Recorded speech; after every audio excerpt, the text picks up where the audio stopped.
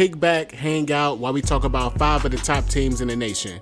Those 5 teams being the defending champion South Carolina Gamecocks, currently ranked number 1 in the nation, the UCLA Bruins, a team with 2 of the highest ranked players in the nation, the LSU Fighting Tigers.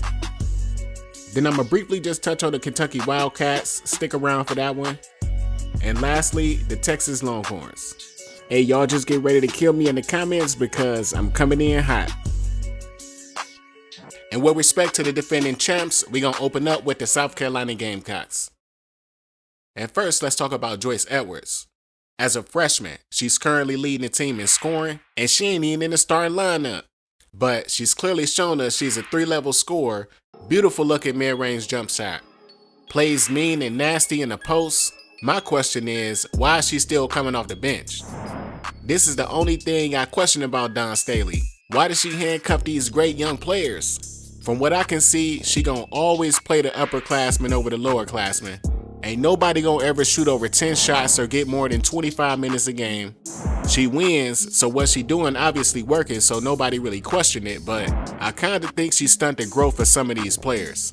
And that's why a lot of South Carolina players have a hard time making WNBA rosters. Cause yeah, she gonna get you drafted, but the players be so tentative, all they really know is to play team ball and they kinda forget how to play free. And when you wanna make a WNBA roster, you gotta play free and go get it. And another thing, Tessa Johnson getting more minutes than 3 of the starters. Those 3 starters being Bree Hall, Chloe Kitts, and Sanaya Fagan. And my thing is, if you're gonna play her starter minutes, then why not just play her with the starters? Having a starting shooting backcourt of Pow Pow and Tessa Johnson, that's gonna spread the floor like a dancer at Magic City. So don't get me wrong, I definitely agree with Tessa Johnson getting more minutes, but you can't be scared to bench Bree Hall because she's not really giving you much right now. I also want to touch on Raven Johnson. Now, this girl got some elite defense. She got some of the best feet and lateral quickness that I done ever seen. I honestly think no player in college basketball can get past her one-on-one. And I know a lot of y'all just ready and waiting for her to put her name in the WNBA draft so y'all can fantasize about her coming to y'all team, but not so fast. She is one of the worst scoring and shooting guards in college basketball. I love her game, the defense and the passing, but she gotta find a way to be more efficient at scoring the basketball.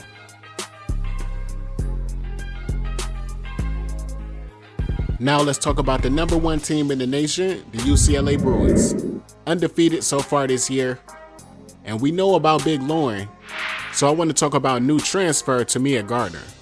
She came over from the Beavers of Oregon State and she is just shooting it off the charts right now. 44% from 3, 93% from the free throw line. And she gonna be a key factor on how far this team go come March. If you look at how she play her game, she the perfect stretch four that you would want to put next to Lauren Betts. I also want to say, I'm not seeing that jump from Kiki Rice. I thought without Charisma Osborne that she was gonna say, this is my team, I'm about to take this thing over, but it just ain't working out that way so far.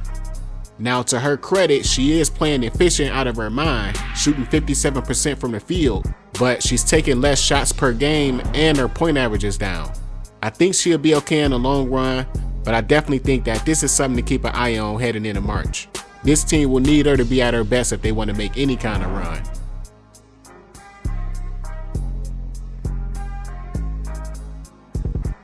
Now I want to talk about the LSU Fighting Tigers. I hope y'all enjoy the highlights because it took me a while putting them together, but I just want to talk some crap right now. This team is undefeated, but somehow they still rank behind teams with 1 loss and even 2 losses. Texas, USC, and South Carolina being the teams with 1 loss, and Notre Dame the team with 2 losses. The disrespect is crazy. Until they lose, I think they should be ranked higher than those teams, but I digress. You got Big Foe right here getting easy steals on the SEC team, one of the best on-ball defenders in college, right up there with Raven Johnson.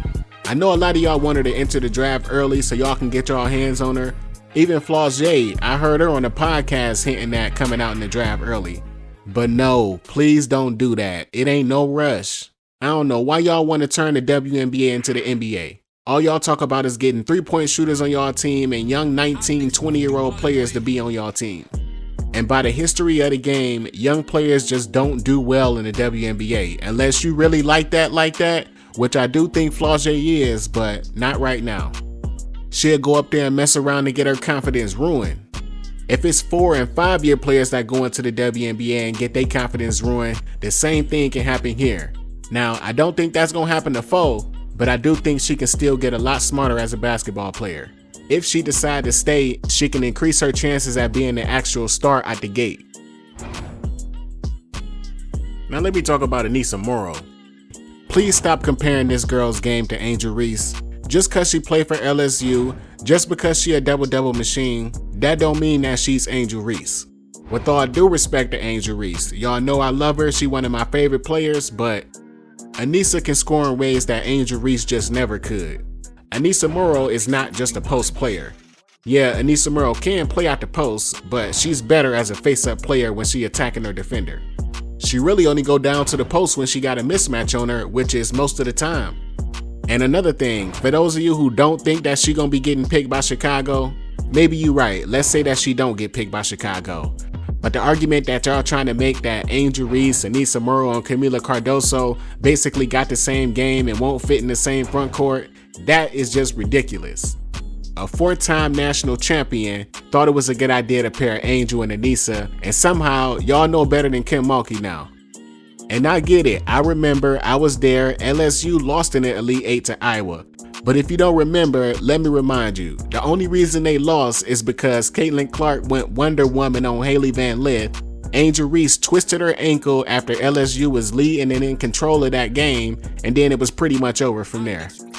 LSU probably would have won that game. I would have put my money that they would have beat UConn as well, and then it would have just been a showdown between them and South Carolina in the finals. So y'all crazy for thinking that them two can't play together. I believe unless something changes, she will be a top 3 pick. She's flat out just stronger and a better scorer than a lot of players that's in the draft right now. And y'all need to stop putting such a premium on 3-point shooting. This is not the NBA. This is not men's basketball. We don't need a bunch of players that can only shoot threes. Just like in baseball, you don't want a bunch of players that can only hit home runs. You need some speedsters who can get singles, steal bases, pinch run if they need to in the 9th inning. You might have some players that's great in the outfield but bad in the box. And that's why you count on your players at the top of the rotation to get hits and runs for you. We all know outside of the Golden State Warriors, jump shooting teams do not win. Even this past finals, the finals MVP was Jonquel Jones, and she is a post player. She can shoot, but she primarily plays out the post. The best shooter on the New York Liberty, Sabrina Ionescu, stunk it up in the last game. She couldn't hit no shots, and somehow they still won without shooters. In my opinion, you still need to go out and get you some bruisers, some players with high IQ that simply just know how to play basketball. And right now, Aneesah Morrow shooting 42% from 3 through 18 games, so she's shooting it a whole lot better than y'all give her credit for.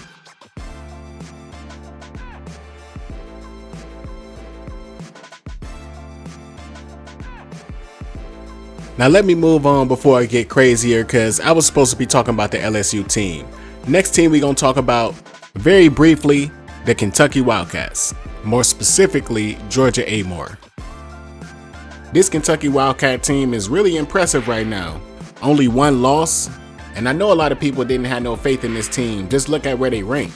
But Georgia Amoore has got everybody on this team playing at the top of their level. It seemed like her passes just get them an increased chance of making their shots, because the players on this team hitting shots they ain't got no business hitting. And just to respond to some of y'all mock draft comments saying that a 5'6" player can't play or make it in the WNBA, that's dumb. You obviously don't watch the game enough, because there's been a history of a lot of small players that played in the game. Just to give you a few players currently, Crystal Dangerfield, 5'5", former Rookie of the Year. Mariah Jefferson, 5'6", going into her 9th season. Dana Evans, 5'6", going into her 5th season. Jordan Canada, 5'6", going into her 6th season. And Amoore is a better passer and shooter than all those players. If anything, I think she can be one of the best passers in the W.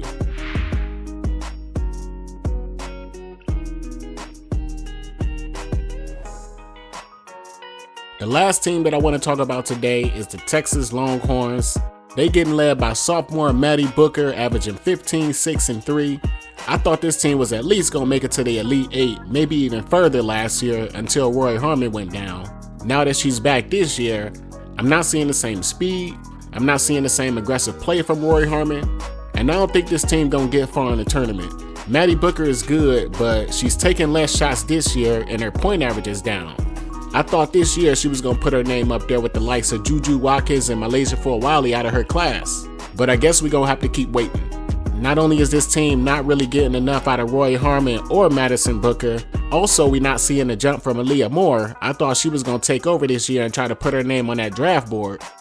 And also Layla Filia, who transferred over from Michigan, where she was averaging 16 points over there.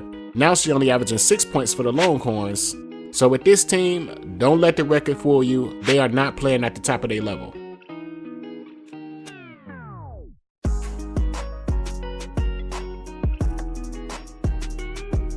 But that's all I'm gonna say for this week. Tune in next week as we continue to circle around college basketball. I'm gonna try to get 5 new teams in here for y'all next week. Also, we working on our top 10 freshman list. We still gonna review each WNBA team's 2024 season. And I see y'all requests for a 3rd round mock draft. We will get that done as well. If you made it this far in the video, please hit that like button. I can't wait to see y'all comments. That is actually me responding, so keep them comments coming. I love hearing from y'all. But that's all I'm gonna say for now. Thank you again for listening and watching. I'm Els the Truth for PRNM. Talk to you on the next one.